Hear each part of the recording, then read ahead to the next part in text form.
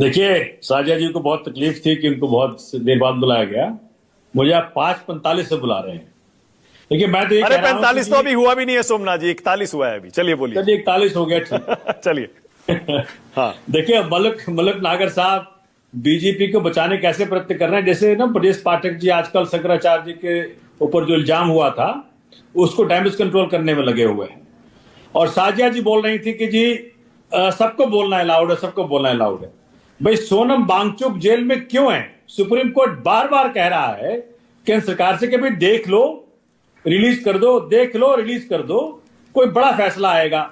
सोनम वांगचुक जैसे व्यक्ति को जेल में रख के अगर आप बोलना अलाउड है तो बड़ा हास्यास्पद लगता है।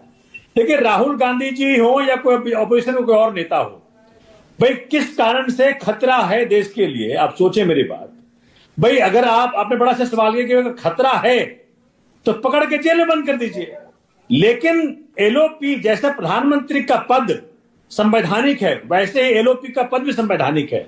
मैं राहुल गांधी जी का पक्षधर नहीं हूं, मैं बहुत बड़ा आलोचक हूं उनका। लेकिन किसी व्यक्ति को इस प्रकार से खतरा बना करके देश में जो मेन मुद्दे हैं उससे उसको छुपा लिया जाए, ये मुसीबत है। आप समझें, इस भारत के अंदर, भारत की धरती पर आईएसआई के आतंकियों को ला करके पठानकोट में जो खड़ा कर दिया। सोमनाथ जी, स्पीकर का पद भी तो संवैधानिक पद है। सोमनाथ भारती, स्पीकर का पद भी तो संवैधानिक पद है। स्पीकर का भी है, एलओपी का भी है, सीएम का भी है, पीएम का भी है। पर स्पीकर पर नहीं बोलेंगे आप।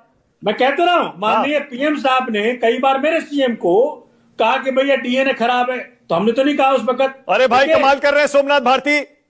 अभी बताऊं क्या क्या बोला आपके सीएम ने पीएम को?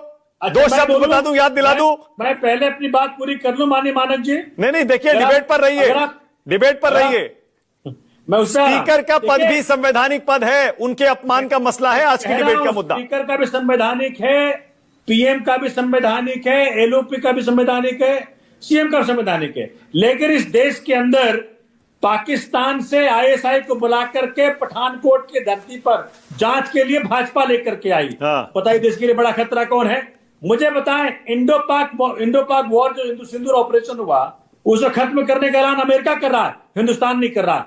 हिंदुस्तान की संप्रभुता के ऊपर हमला कौन है देश के लिए बड़ा खतरा? मुझे बताएं। देश के अंदर हिंदू मुसलमान करके आतंकियों ने हमारी बहनों को विधवा किया। ओके, मतलब बीजेपी देश के लिए खतरा है। मतलब बीजेपी देश के लिए खतरा है। यूएस ट्रेड डील में बीजेपी या मोदी जी देश के लिए खतरा है? सोमनाथ भारती सीधा जवाब दीजिए, मोदी जी देश के लिए खतरा है? भाजपा की विभाजनकारी सोच इस देश के लिए बड़ा खतरा है। ठीक है, मलुक नागर जवाब दे रहे हैं। मलुक नागर बोलिए जल्दी, मलुक नागर।